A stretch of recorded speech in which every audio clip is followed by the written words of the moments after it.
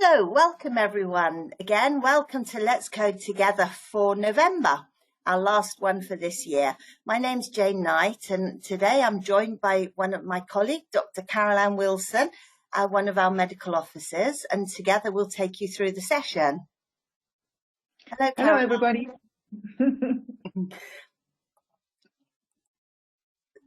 So the first slide, as usual, just explains that MEDRA came about in the mid-1990s. It was an ICH initiative, and at the time, the MSSO was put in place to maintain and distribute MEDRA. The activities of the MSSO are overseen by a management committee with representatives from across the ICH regions. This is from both the industry and the regulatory authorities. This is a copyright notice which explains that MEDRA is owned by ICH, as is the material that we use in our training. And if you were to take anything and reuse it, you must acknowledge ICH as owners of MEDRA and of the material. And if you change it in any way, then it's up to you. You need to acknowledge and explain how you've changed it. Audience participation. We like to make this session as close as possible to a face-to-face class or workshop, and to do that we use the questions panel for you to ask questions or make comments on the examples that we present.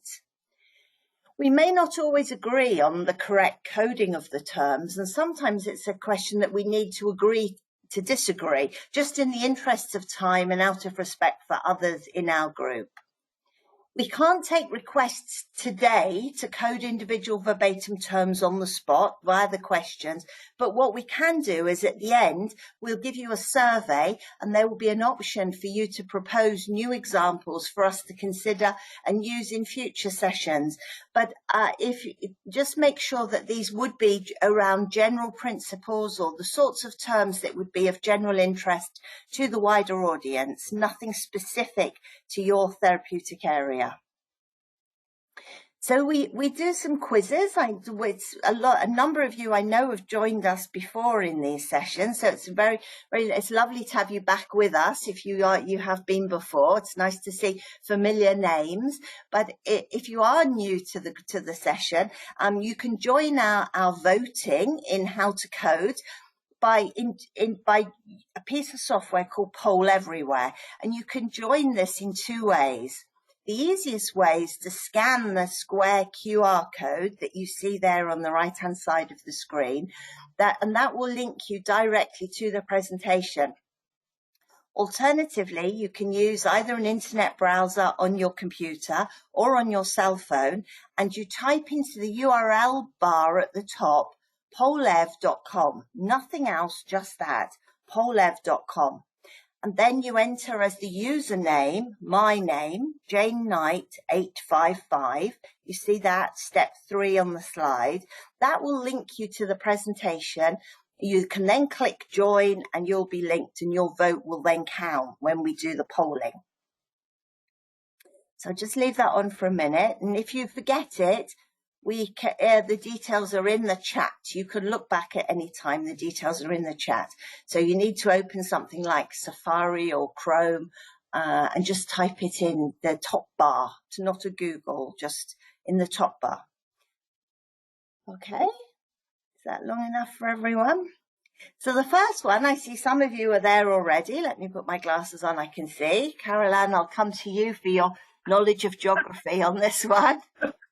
Spain, I see Spain, buenos días, I see Turkey, Merhaba, India, Thailand, yes, Korea, China, Germany, guten Morgen, Italy, buongiorno, Russia, welcome. Balkan countries they are too small to really identify. Romania, Poland, it's Anne from Northern, and Russia.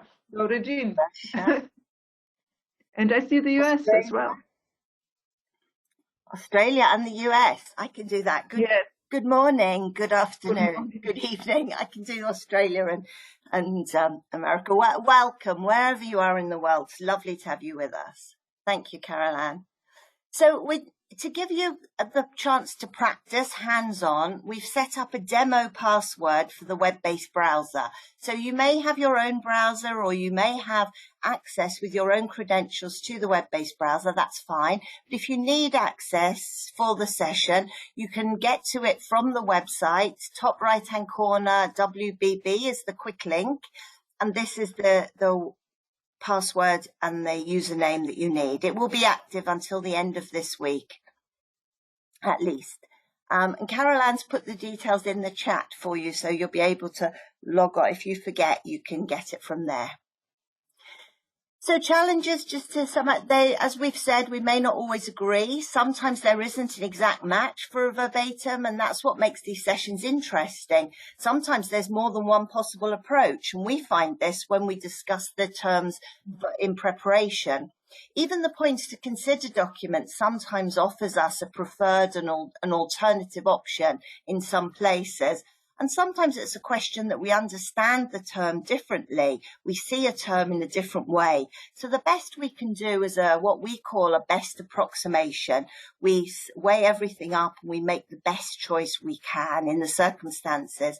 But overall, we always code as reported. We never make assumptions. And we sometimes say that the verbatim terms, it depends on how you see it.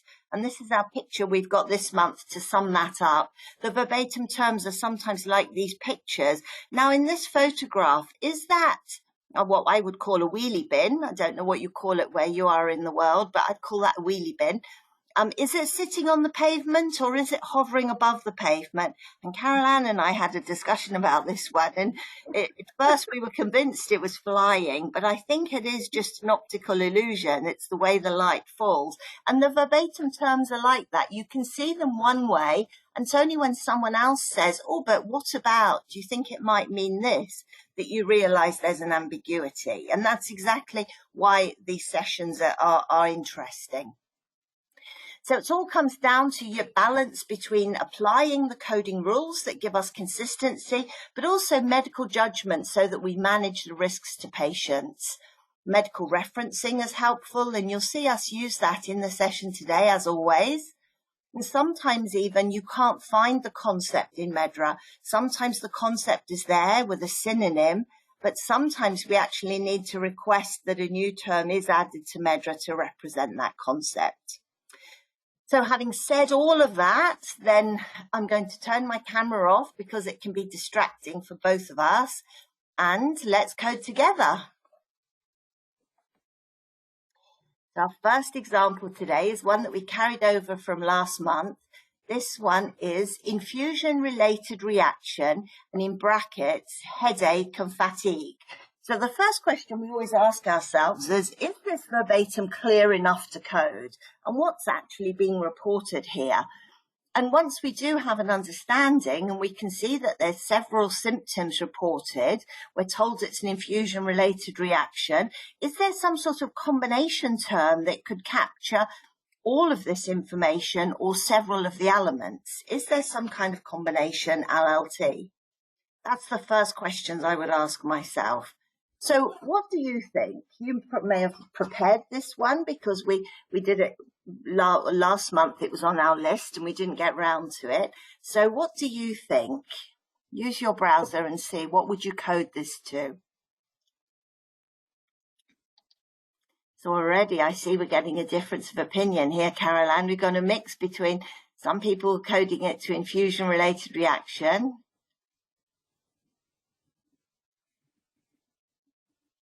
Someone's still on our map of where they are. Usually when my geography is not very good, people correct me on where they are in the world. Drug-induced headache is a different approach, and fatigue. Infusion-related reaction. Infusion-related reaction, headache and fatigue. Someone would code all three elements separately there with 3 LLTs. Infusion-related, well, it seems like infusion-related reaction is the most common choice this morning. So let's see where would we go from here then? Anyone else wanting to share? Infusion-related reaction. Well, let's have a look. So we did some referencing, and Carol Ann found this nice reference from the FDA. And this one talks actually about how we should code these type of terms based on, or how we should understand them at least before coding. And what we found was, in the absence of an agreed upon definition for infusion reaction, the categorization of certain adverse events as infusion reactions without any further detail is problematic. So this is where we don't know the symptoms and is not recommended. Sponsors are encouraged to use more descriptive terminology, noting the timing, duration, and the specific signs and symptoms observed upon administration of a therapeutic protein product. So this is what then made us think twice from where we were thinking, well, let's use that umbrella term of infusion-related reaction because it captures the etiology. The FDA here are telling us that we should be looking more specifically to capture and report the specific signs and symptoms. So let's have a look at our browser here. I'll go to the website myself so that you can see from starting from scratch what we would look for. So let's have a look at the hierarchy for infusion-related. Is there a term for infusion-related reaction? That was one of the options, probably the most popular option that you gave us. So there is an LLT of infusion-related reaction. There it is, infusion-related reaction is the preferred term as well. And that falls under, if I have a look on the right-hand side here, let me just make this a little smaller so I can see. It falls under the injury, poisoning and procedural complications. So that is certainly one of the options. It doesn't, on its own, it doesn't capture the headache or the fatigue. So let's have a look and see. If I just look for infusion related, let's see if there are any infusion related symptoms in MEDRA. We've got infusion related fever, pain, nothing with, we can see where these fall. These fall under infusion related reaction, which is interesting, infusion related hypotension, but nothing for the headache or the fatigue. So, and obviously I'd be able to find those. So let's go back to our slides and share what we think. So we think that based on the FDA, our final decision was that we would code the specific reported events, and we decided that it would be useful to capture the headache and the fatigue individually, because depending upon how you capture your data, the relationship to the infusion and the causality is captured elsewhere. So our feeling was that it's most important to capture the actual details of the headache and the fatigue. And our decision was that we would only select the non-specific term of infusion-related reaction if we didn't have the symptoms of what was actually being experienced, if we know that that infusion is actually captured elsewhere in the case. We would also suggest that depending upon how you are having these reported and your situation, you might consider having internal coding conventions to ensure consistency, because there is a difference of opinion, difference of approach here. And our final suggestion would actually be not to capture the infusion-related reaction in the coding, but to only code the headache and the fatigue. And that's based on the FDA referencing that we showed you, and also the example from the Points to Consider companion document, which also gives a similar example of that. So any thoughts or comments on that one, Caroline? I know you and I had a discussion on this one, didn't you? Because I started out and I was adamant that it should be coded to infusion-related reaction. And it was only through our discussions that when we weighed everything up and we looked at the references that we came to the decision that we agreed that we would just code the symptoms. Yeah, if you have an adverse reaction, for instance, reported, and this is then specified with certain clinical signs and symptoms, you would not just code the adverse reaction, but just code the specific information that you get. And this is similar to this example here is similar. And we got a comment from Martin. Question would be, is the infusion-related reaction a true adverse event reported? Often it is just meant as causality statement and a difficult one. because it could be related to the infusion as procedure or to the infused drug. Yes, yes. Yeah. That's true. It could be a temporal relationship or as well, couldn't it? That they say it's related, related, associated in time, related to the infusion as the procedure. That's a good thought. What about someone in our group suggested drug-induced headache? Again, that's got the causality in it, hasn't it? So I think that would be a step too far. For me, that would be a bit of an assumption. I think I'd rather stick with just the symptom, drug-induced headache, because I think that's a slightly different meaning, a stronger link there. Any other thoughts, Caroline? No further comments, no further questions. Yeah, so on that, I'll hand over to you now, Caroline, for our next set of examples. Thank you. Okay, thank you, Jane. So next we have a confirmed myocarditis, where it is assumed that it is due to a complication of the COVID-19 vaccination. So this is a clear and precise verbatim with a confirmed diagnosis, the myocarditis, and a suspected causal relationship to the COVID-19 vaccine. But we will have to check whether we can find a combination term or whether split coding will be necessary. So which LLTs or which LLT would you select for this verbatim? And Jane has put it in the chat as well. Confirmed myocarditis, probable complication of COVID-19 vaccine. Would you code to vaccination complication, immunization reaction, adverse event following immunization, viral myocarditis, just myocarditis, or immune-mediated myocarditis? I see you're all voting. The number is still increasing.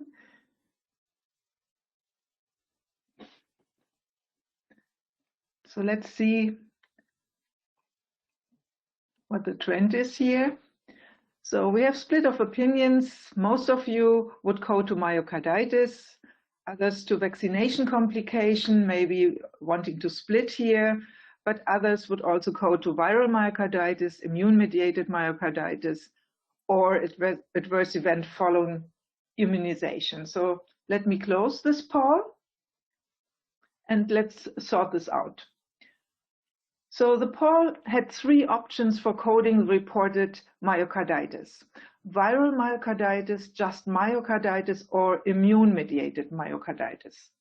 And we know that myocarditis is a known but rare complication of the COVID-19 mRNA vaccines.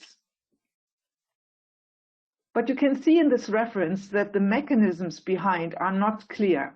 It is only proposed that it could be caused by immunological disturbances, but it could also, so it could be autoimmune, dysregulated immune pathways, or also dysregulated cytokine expression.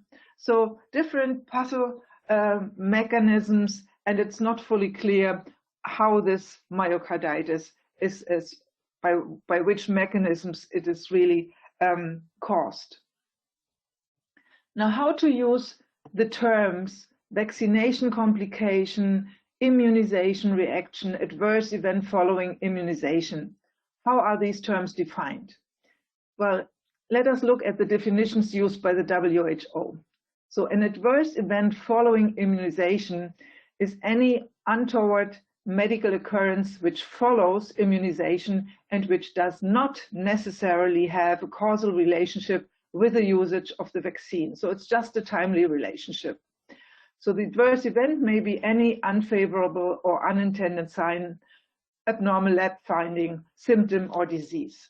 So it's really a very vague, overarching term, just describing that there was an adverse event in connection with the vaccination, but no causal relationship is assumed by this term. It's different with the vaccine reactions because they represent really an individual's response to the inherent properties of the vaccine, an injury or condition caused by the vaccine. And this could be due to product-related reactions or also to vaccine quality defect related reactions.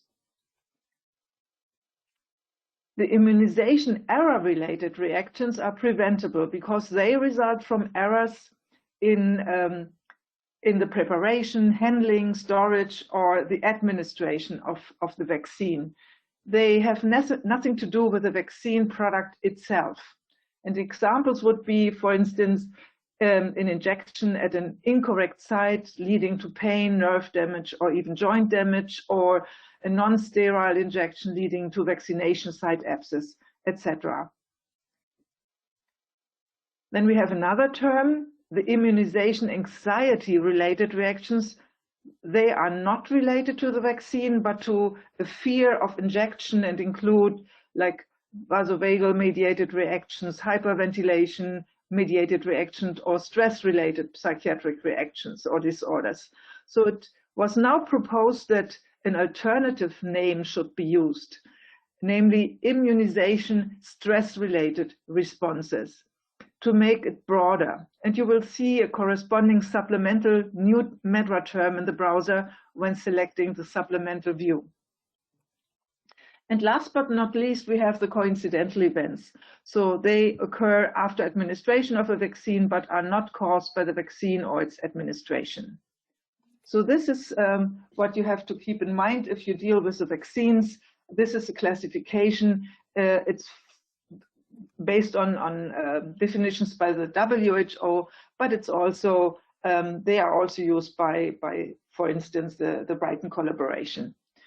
Don't confuse the AEFIs with the AECs. So there's two abbreviations: adverse event following immunization, or AEFI, and adverse events of special interest in connection with the vaccines, and these are the AECs. So be aware of this distinction. Now let me switch to my browser. Here it is open already. And let's search for the relevant terms in the browser. So, and I will select the supplemental view here so that we have the latest adaptations. If I look into the SOC injury, procedural related injuries and complications, so a top-down search, and then we have the vaccination related complications at the last option, the last HLT. And here we have plenty of terms that we can choose from. You see here the immunization stress-related response was added as a new term. It has a green dotted line around it. But you see all the definitions that we looked at. Adverse event following immunization. No other more specific terms or LLTs are grouped under this PT. Then we have the immunization stress-related response, and the immunization anxiety-related reaction was now demoted and is grouped under this new term. We have other terms like vaccination complication. We have also very specific PTs like irritability post-vaccinal. We also have immunization reaction. So these are the reactions that relate to the expected immune response to the vaccine, like, and synonym for it is a reactogenicity event. And you see some specific terms underneath, like vaccination-related malaise or satellite lesions. But these are all terms that were added to the terminology in the first few versions that were released into production. Currently, we would not add such combination terms anymore.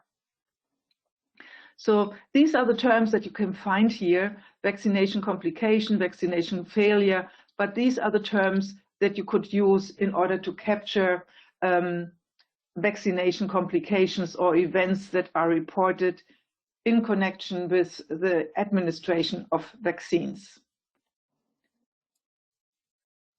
Now, the next one, let me switch back to restore the defaults. Here we are. And now I will look for the myocarditis. This will be easy.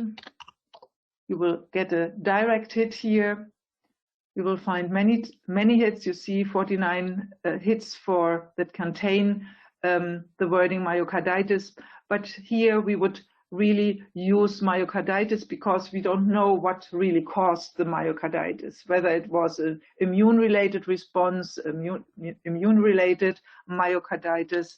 We have this term here, the immune-mediated myocarditis, and it is, of course, it has a secondary linkage then to the immune system disorders. Or we have the viral myocarditis, again, a separate PT, and this, of course, has its primary stock in infections and only a secondary linkage to cardiac disorders. But we said because of the fact that the etiology of this myocarditis is not fully clear, we would not interpret anything and would just code to myocarditis, based also on the reference that we saw earlier.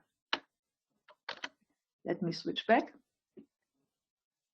Again, here the learning points are: do not make any assumptions or interferences when coding, do not interpret or do not add or subtract information, but code as reported.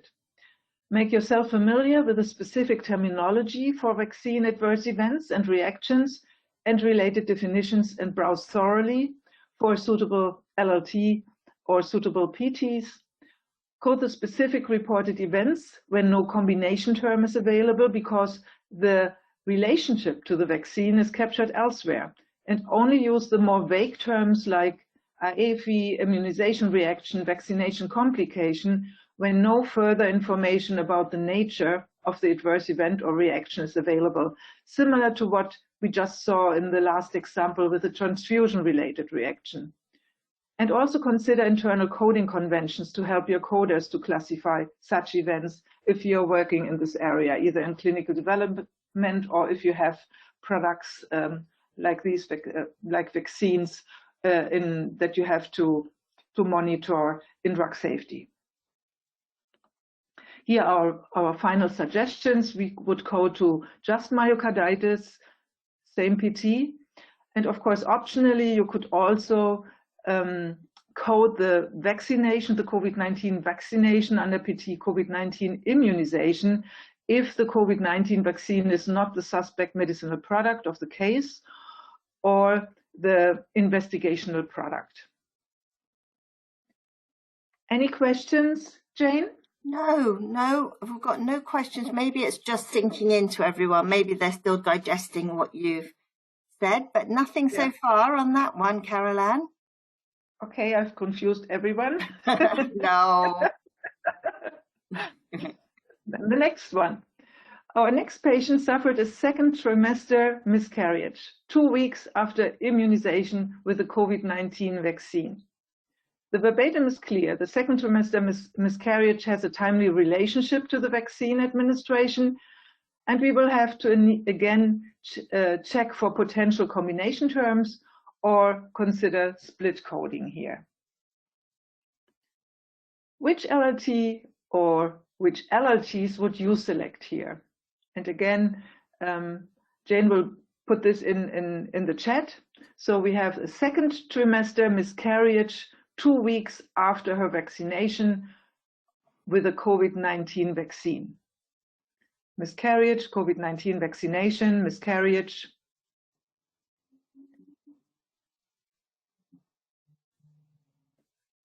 Yep. Late miscarriage, abortion, spontaneous.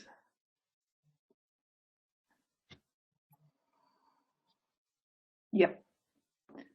So most of you would split here and code the miscarriage. Some would specify it as a late miscarriage and would also capture the COVID-19 vaccination. Thank you.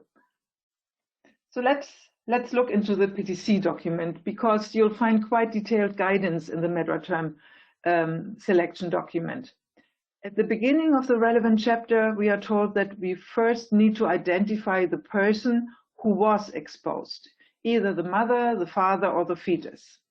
If not clear, we should choose a general term, like, for instance, LLT exposure during pregnancy. And if consequences of the exposures are reported in addition, then terms for both the pregnancy exposure and the clinical consequences are to be selected. And you see an example here. Now again, let me switch to my browser. Here we are. And I will look again into the injury SOC, doing a top-down search under HLGT exposures, chemical injuries and poisoning. And here you will find the HLT exposures associated with pregnancy, delivery, and lactation. So this looks promising. And here we are. You see a number of terms. You see these more general ones: drug exposure before pregnancy, exposure during pregnancy, that do not specify who was exposed. Then we have 5 terms that relate to the fetus: exposure via breast milk, exposure via father, fetal exposure during delivery, during pregnancy, and timing unspecified. And then the next 6 relate to the mother. So if the mother exposed, one of these would need to be selected: maternal exposure during breastfeeding, delivery, during pregnancy, timing unspecified, or via partner during pregnancy. And last but not least, the last 3 relate to the father. So here we have the terms, the PTs: paternal exposure before pregnancy, during pregnancy, and timing unspecified. So it's really useful to make yourself familiar with these different terms in order to classify such events accurately. And in addition to this, so we have a maternal exposure during pregnancy. Here we are. And we know it is in the 2nd trimester. So here we are. And let us now look for the additional information that we got: the miscarriage.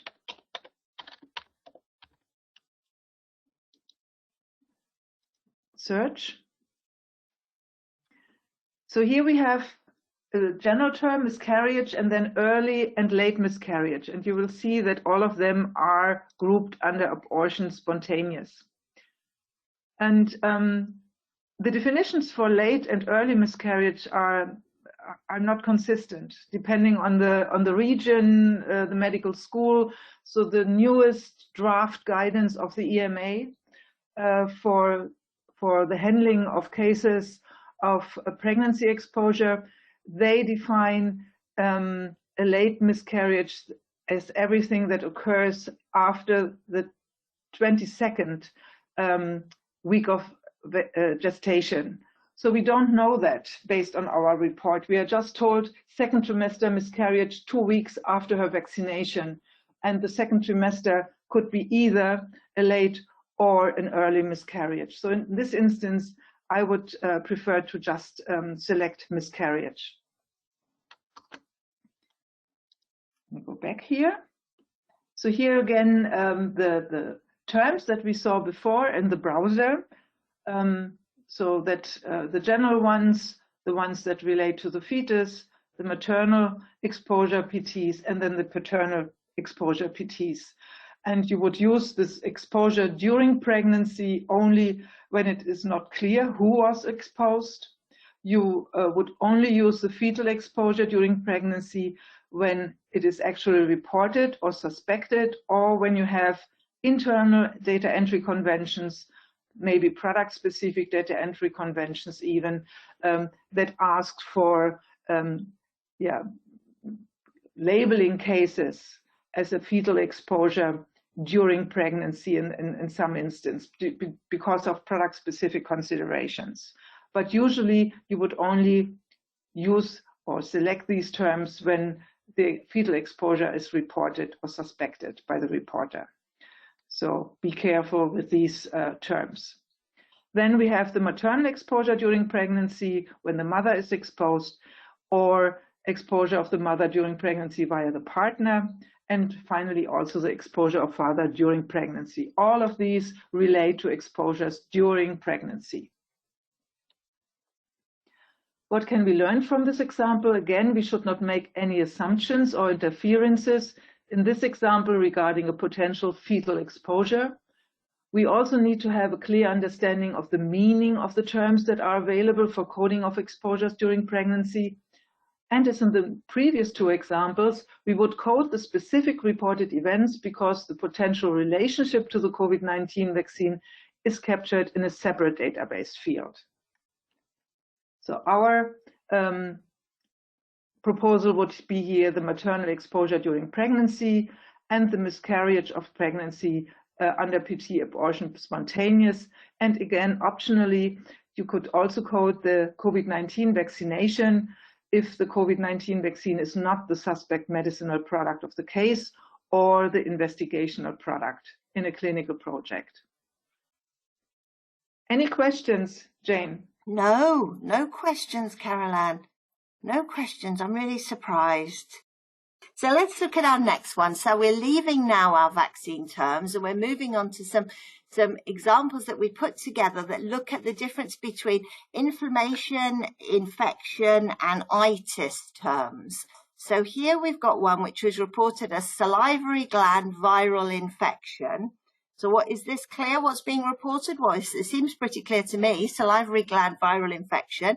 Can we capture the site and the type of infection, so the salivary gland and viral, in a single LLT? And what does our measure term selection points to consider advise on these type of terms, where you do have a pathogen or class of pathogen at a known site? So what would you select on this one? Is it salivary gland infection, purulent adenitis, oral viral infection, gastrointestinal viral infection, viral upper respiratory tract infection, viral infection, or viral test positive? So you'll see from that, looking down the list, that MEDRA doesn't have a salivary gland viral infection LLT available. So this is why we have to decide what we're going to do with it.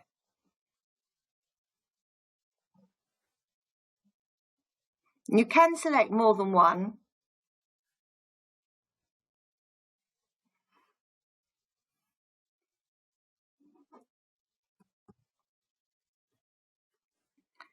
Yep, so again, there's still quite a number of you voting. I'll just leave you a few more seconds.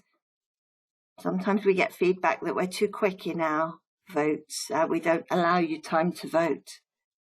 Okay, so slowing down now. Let's see how you're all doing. What's the choice? Salivary gland infection's got a lot of votes. So has viral infection. And some of you would choose oral viral infection as the option there. Nobody wants purulent adenitis, and few for the others. Good. So this is our final decision. The group's decision is salivary gland infection is the most popular choice, and a number of you would also, or instead, choose viral infection, and some of you would choose oral. So it looks like, looking at the numbers, you're probably split between either viral infection or oral viral infection, one of those two, possibly in conjunction with salivary gland. That's how I read your votes there. And let's have a look at our measure term selection. I'm sure a number of us are well familiar with these. It tells us that the preferred option, where you can't find a measure term that includes both the microorganism and the anatomic location, is to select terms for both the microorganism and the anatomic location. So 2 LLTs, and the example here with Klebsiella kidney infection we see is 2. So this is what I think probably you are all suggesting.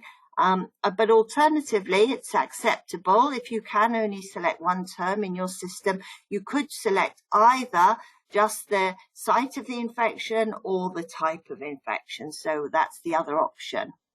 There we go. We've got that one and that one. So we can browse. We've seen the terms available. So I think we're, I've already told you there isn't a salivary gland. So let's have a quick look. Salivary gland infection. Let's see what options we do have. I gave you some that we found earlier. Salivary gland infection. There isn't any other type of salivary gland infection. There's only that with a PT of adenitis. I gave you in the multiple choice the option for purulent, but purulent tends to be bacterial, doesn't it? It's pus forming. So it's within the infection system organ class as we'd expect. The PT is just sialoadenitis, meaning the salivary gland infection. And then it's a question of whether we choose the viral, the oral. Let's have a look at the oral viral. Let's look at that. And there's our oral viral infection. It's a PT, and it goes to oral soft tissue infections as one of its hierarchy within the GI SOC, and viral infectious disorders within infections.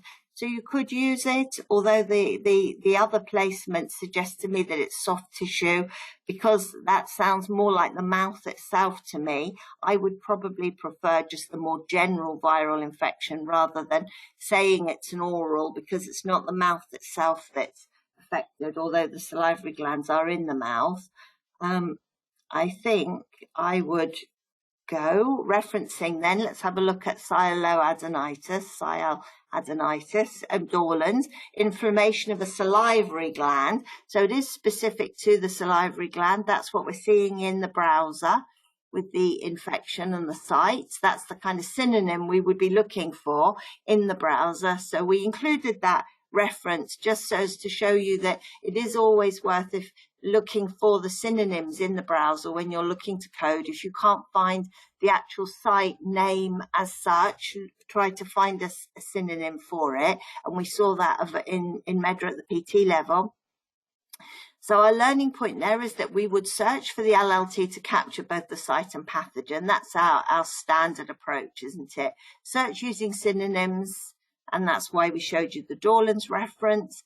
Refer to the points to consider, preferred approach, to split code when there isn't an LLT available, and alternatively, you could prioritize either the site or the pathogen, and whichever you do, you should document this in your internal conventions so that you have consistency over time. And this is why you would select both salivary gland infection and viral infection, or either of the above. And I know that some of you in the group would preferring the oral, but I would think it's more specific to avoid that with the soft tissue potential understanding. Any questions or comments, Caroline, on that one? Few comments. Thomas says that he would rather query and ask whether this is a viral parotitis. Because this is available, but of course, currently we don't know which salivary gland is affected here. That's a good thought. Yes, I like that. I like that approach, Caroline. And then Maria is asking, why aren't we selecting sialoadenitis? Because the wording is salivary gland infection and the PT is sialoadenitis, but at the LLT level, we have an LLT which is closer to the actual verbatim term, salivary gland infection. That's why, isn't that why we? Yeah, exactly. So I've probably got the wrong PT shown on my slide, I think, have I? Let's have a double check let me have a double check of that one. Salivary gland infection is salivary gland infection is the LLT. Sialoadenitis is the PT. So I should have that on my slide. I've got the wrong PT on my slide. The PT for this. It's sialoadenitis. Sialoadenitis. Yes. So, sorry about that, Maria. Yes, you're right. The concept is sialoadenitis, but we're representing that at the PT. I miswrote it on the slide. That's all. Yeah, we missed that. Sorry. We have the question why aren't we selecting the salivary gland infection excluding, I don't know how to pronounce this, mumps. Just because it's another LLT, it's a synonym, it's another LLT. I would, if mumps isn't mentioned, if my verbatim doesn't say anything, then I wouldn't. If I've got another option, I wouldn't choose the one with this in it unless I have a reason to choose that. So they're both under the same PT of adenitis. It doesn't strictly matter whether you choose that one or this one or the actual PT itself. It's just being as close as possible. What we teach people in coding from the start of learning is to go with the closest wording you've got. Here they all are. You could choose a number of these really, but we chose the closest wording, which is salivary gland infection. Yeah, and regarding adenitis, I would say, well, the Dorlans is clearly saying, well, it's just an inflammation of a salivary gland, but here we know it's an infection. Adenitis is represented as an infection in MEDRA because most frequently, a adenitis is an infection. That's why, but per se, it's a neutral term, so we would always try to capture the infection on LLT level then. Yes, that's with the Dorlans. Yeah. Thanks, Caroline, for reminding us that one. Yes. Any others? We move on. So my last one today, and then I'll hand back to you, is Impetiginous dermatitis. So another itis term. Do we know what this is saying? What does impetiginous mean? Is there a matching LLT for this, or do we need to split it? Is it two concepts even, impetiginous and dermatitis? Can we find a combination for this? So what would you code this one to? Here, use your browser and show us what you would. Dermatitis lichenoid, eczema impetiginous. So someone's found another term that includes that impetiginous, the LLT. Anyone else? Another one. Someone else is suggesting that. Impetigo. Capturing another vote for impetigo.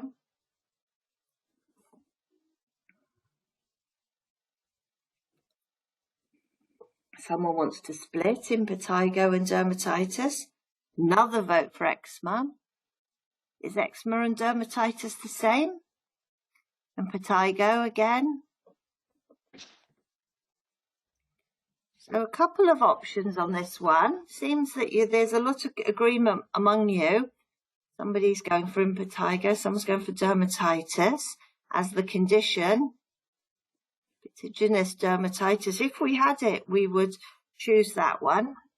And so let's have a look now. So Dorland's defines impetigo. A few of you suggested this one.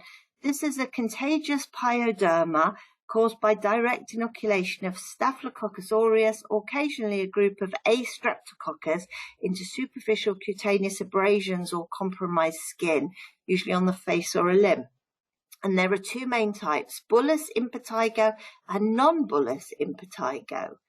So they're telling us it is an infection. They're saying it's generally bacterial, and there are two types. So we did another reference to look again, and we found more detail about the two types. Impetigo, acute, contagious, gram-positive bacterial infection again, same as we saw before. But lower down, it tells us about non-bullous impetigo, also known as impetigo contagiosa, is the most common skin infection in children.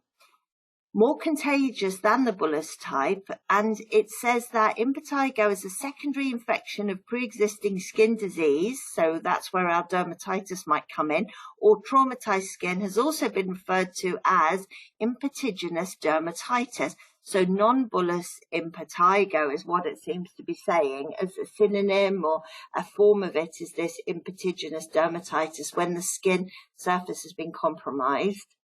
That's what we're picking up there. So let's go and browse and see what we find on this one. We've looked at the references. So let's have a look and see if we, first of all, let's see if we can find our impetiginous dermatitis. Not surprisingly, probably, it's not there. Otherwise, we wouldn't be giving it to you as an example. No, it's not there. If I take out the dermatitis, what other impetiginous terms are there? Eczema impetiginous or rash impetiginous. Let's have a look at the hierarchy on those. Rash impetiginous just goes to impetigo. and eczema impetiginous has its own PT, but I'm not, without knowing a lot more about it, I don't think I would maybe making the assumption that it is eczema, although it's dermatitis. I don't think all dermatitis is necessarily eczema. Rash impetiginous looks closer to me, and that has the PT of impetigo. My gut feeling is I prefer this one so far. Rash impetiginous. So let's have a look at the impetigo. Let's see if the non-bullous is available. Let's have a look at types of impetigo available. Impetigo, so we've got impetigo bullosa, impetigo contagious, but that's just impetigo, just under the PT of impetigo. Bullous impetigo has its own PT, but that's we're told ours is the non-bullous type, where it's almost like a secondary skin infection. So let's have a look what else is underneath. I'll go to the browser and have a look what falls underneath impetigo, see if there's anything better. So under there's my PT. Impetigo contagious, rash impetiginous, or secondary impetigo. So this seems to match, these LLTs seem to match the definitions that we found, the references that we found, that it tends to be a rash, sometimes a secondary where there's an existing skin condition, although we haven't exactly been told that. Impetigo contagious is another way of saying the non-bullous type, but the PT is impetigo. So I think of those, I like the look of either the plain impetigo or the rash impetiginous, I think is the safest. So the learning points here is that we would always reference all elements of the reported event, and we'd make sure we understand it. And I know a few of you suggested the eczema. Well, for me, I'd have to go away and have a look. What is the difference between eczema and dermatitis? Are they synonyms? If not, what's the difference? And based on, I wouldn't assume that all dermatitis was eczema. I would search MEDRA for similar terms like we did, looking for impetiginous and see what happens with those terms, the hierarchy for those. Check the hierarchy of related and other possible LLTs and look to capture all elements of the report, prioritizing, of course, the infectious conditions, because we know that MEDRA prioritizes infections. It's important to capture. And I would look to select either just the LLT of impetigo, which has the same PT, or the sibling LLT of rash impetiginous with the same PT. Any suggestions or thoughts on this one, Caroline? Any questions or comments? No comments, no questions for this one. No, thank you. But just a remark, because in MEDRA, dermatitis and eczema are two separate PTs. Yes, completely. So they're considered two separate medical concepts. And dermatitis is more of a simple rash, isn't it? It's a skin inflammation, but don't you see? Let's have a look at the dermatitis terms. We didn't look at the dermatitis other terms. We can have a look. So dermatitis is an LLT, as a PT of dermatitis. It's at the HLT with eczema, but it is, as you say, a separate term. And we can have a look at, oh, there's too many there. Let's go and have a look at the browser. We can see the brothers and sisters of it very quickly. There we go. We can see skin inflammation. So it's, as you would see, dermatitis.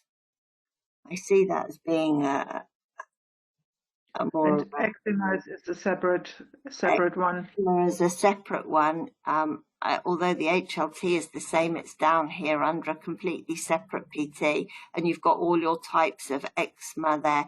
Eczema impetiginous, so the contagious eczema is different.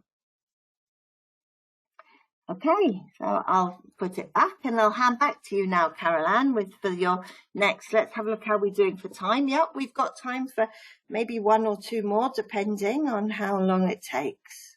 There's one comment from Martin. Dermatitis is more general. All eczema are dermatitis, but not all dermatitis is an eczema. Yeah. That's a nice way of summing it up. Yes, dermatitis is more general, a skin inflammatory condition. Thank you, Martin. Good. So I'll take over again. Over to you, Caroline. Yes. Here I am. Yep. So the next example, do you see my screen? Yes. Okay. The next example also relates to the inflammation and infection terms, so terms with the ending itis. And here, again, we are asking ourselves, is this clear enough to code? Has this term already been queried, maybe? Because it may also relate to an infection, but here it's clearly specified that it relates to an ear inflammation and not to an infection. And is the reporter telling us it is not an ear infection?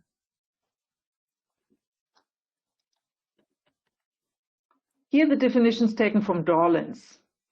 So vestibulitis is classified as an inflammation of the vulvar vestibulum. But when searching for vestibulum itself, you see that it may relate to very different anatomical sites, but among those, you see here the vestibulum of the ear labyrinth, of the inner ear. So the bony wall of the inner ear contains 3 fluid-filled main parts. The cochlea is the hearing portion that changes sound waves into nerve signals. Then we have the semicircular canals here. They sense balance and provide spatial orientation to assist in equilibrium. And then we have the vestibule here. And the vestibule is the area of the inner ear cavity that lies between the cochlea and the semicircular canals, also assisting in equilibrium. And this whole structure here, this whole structure is called labyrinth, the medical term for the inner ear. Now that we have seen this reference, which LLT would you select for the reported condition? Vestibulitis, ear inflammation. Would you select vestibulitis, labyrinthitis, non-infectious labyrinthitis, ear vestibulitis, inner ear inflammation, or would you seek clarification from reporter? What would you do?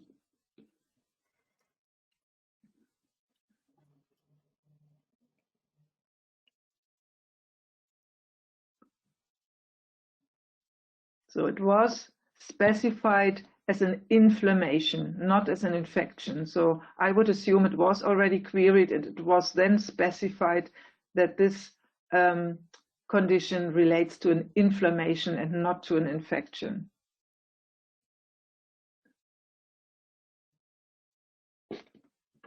Let us look at what the tendency is here.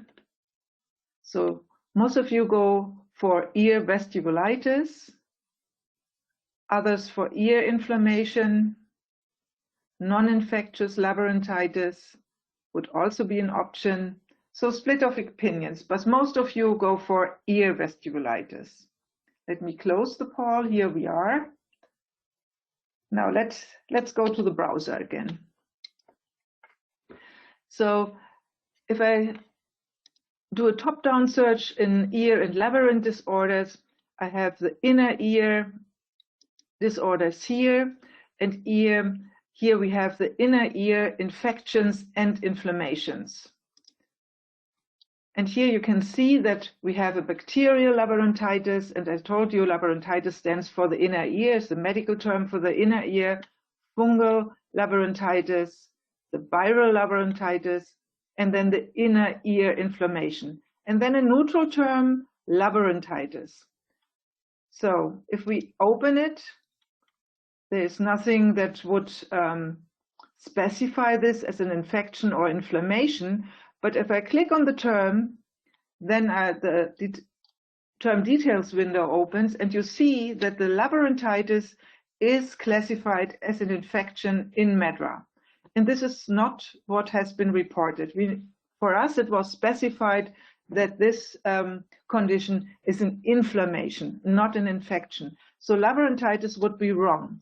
And you see here the inner ear infection, ear vestibulitis. This was one of the options that we had in our poll, would be wrong because it is considered an infection in MEDRA.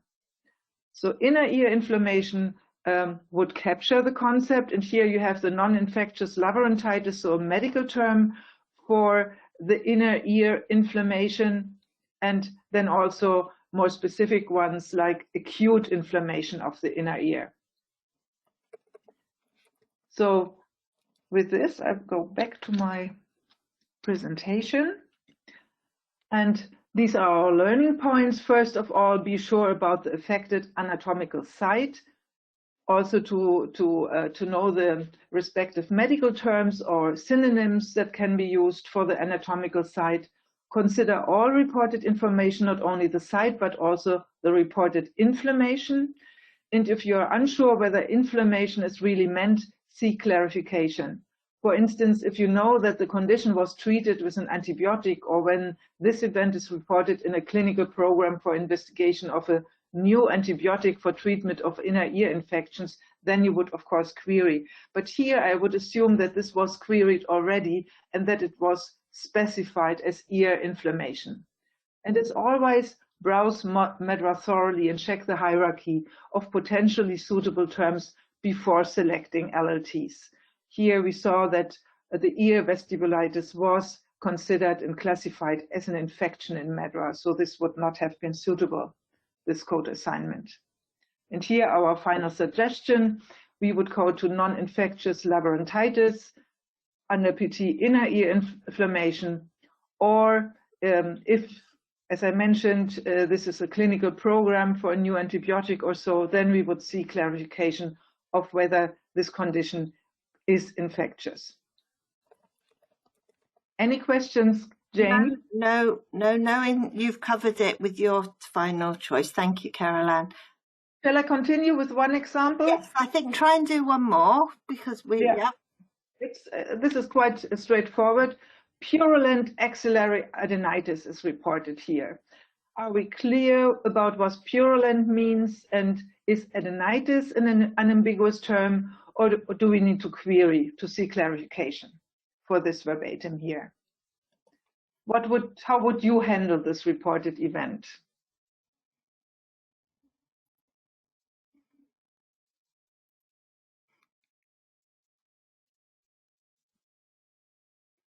Axillary adenitis, suppurative lymphadenopathy, axillary adenitis. Yes, this would cover the adenitis and the localization of the adenitis, the axilla.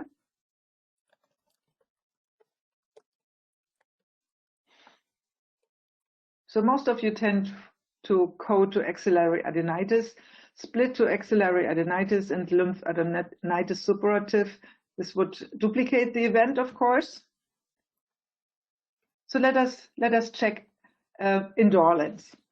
So what does purulent mean? So pus means it means containing pus, and synonyms are suppurative or pyogenic. And if I look for these terms in the browser, if I look for instance, suppurative, then I have quite a number of terms here, like lymphadenitis, for instance, suppurative, here it is, it's considered an infection and a bacterial infection, and also the otitis media suppurative here is also considered an infection, otitis media. But here it's not considered a bacterial infection, but it's classified as an infection where the pathogen is unspecified. So what about pyogenic? Just to understand how these terms are classified in MedRA, here we have the pyogenic terms, here again classified as infection, but as pathogen unspecified. The arthritis ones, pyogenic arthritis, again are classified as bacterial infectious disorders. So you can see that in some instances such terms are classified as bacterial infections, and for other anatomical sites they are classified in a more general way as infections, not pointing at a specific infectious agent. So this clearly shows that medical judgment was applied when classifying these conditions in MedRA. So don't expect overall consistency in MedDRA classification, because when this doesn't make sense based on medical considerations, different classifications may apply here. Now let's search for adenitis. Let's search for adenitis. Of course, adenitis could relate to any gland, but you see that we have a direct hit here, lymphadenitis. So most usually adenitis is referring to the lymph nodes. That's why this is grouped as such in MedDRA as well. And if I click on the term, I see that the lymphadenitis is not considered an infection. So it's not considered an infection. I will have to look for a different term. Let's look what is available under this lymphadenitis term, this PT, acute lymphadenitis, also the axillary adenitis or lymphadenitis that you have proposed. But as I said, it's not considered an infection, and we know in our case it was reported as an infection. So we will have to, let's filter our search and only check in infections and infestations and look for lymph node.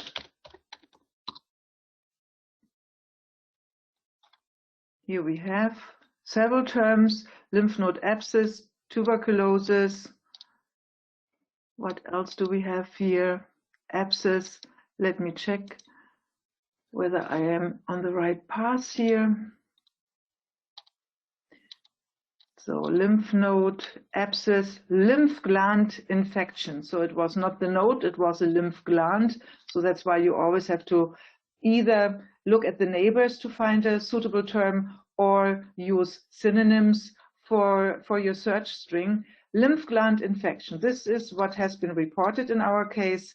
There is no further more specific LLT underneath. So this would be our term to select for this term. What one could think, but if you now look for the neighbors, here we are in the infections NEC, in infections pathogen unspecified.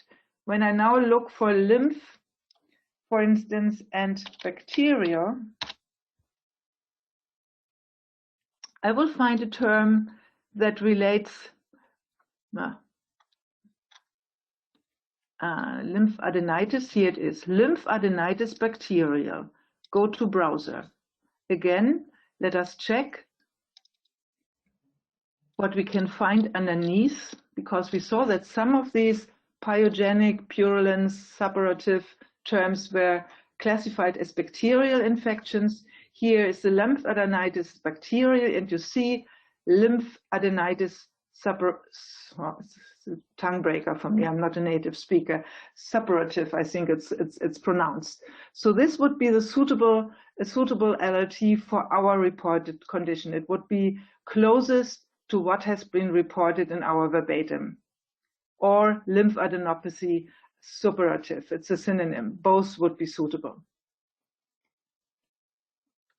Let me go back to my slides. Here again, what we saw, that the classification is different, sometimes just classified as bacterial disorders, bacterial infectious disorders. In other instances, like here with the rhinitis, it's classified as infections pathogen unspecified. And here the learning points. We first had to get a clear understanding of the meaning of the description purulent. We also had to get clarity about the meaning of adenitis, because it could describe the inflammation of any gland, but the reported site, the axilla, makes the context clear. And also adenitis is mostly used for describing the inflammation or infection of lymph nodes. So that is why MedDRA groups adenitis under PT lymphadenitis. And MedDRA contains quite a number of terms that relate to disorders of the lymph nodes. It is really recommendable to provide some guidance on how to deal with such terms in your internal coding conventions. I'm sorry. And as a general rule, always check the hierarchy for these ITIS terms to make sure that the reported concept is accurately represented with your terms selection, either as inflammation sorry, or infection. Any questions, Jane? Yeah, let me do the comments while you get a stretch for your water. So we've got a couple of comments. Martin just points out he supports what you were saying about lymphadenitis, and you showed the hierarchy wasn't infectious. And Martin's just giving us some background that frequently lymphadenitis is seen with cancer metastases or lymphoma or leukemia, those type of conditions. So this supports why the hierarchy of lymphadenitis isn't infectious. And we had a comment from somebody else, I can't remember exactly who it was earlier on, saying about how does MEDRA place the itis terms, how some of them are infectious, sialoadenitis, although Dorland said it was inflammatory, it's treated as an infection. And in most cases, the itis terms in MEDRA are placed as infections, but some of them, based on their clinical incidence, like this lymphadenitis, won't be infectious in MEDRA. Exactly. Another one from Thomas. Thomas makes a comment that here a query would seem necessary if to ask, is it lymphadenitis or hidradenitis suppurativa? That's a good thought as well. It might be a different condition there. Hidradenitis suppurativa, an infection. Could be, but I would really stick to the verbatim here. It's purulent, so it's obviously an infectious condition. It's the axilla. Of course, it could also be a sweat gland, but adenitis is a direct hit in MEDRA. So the most probable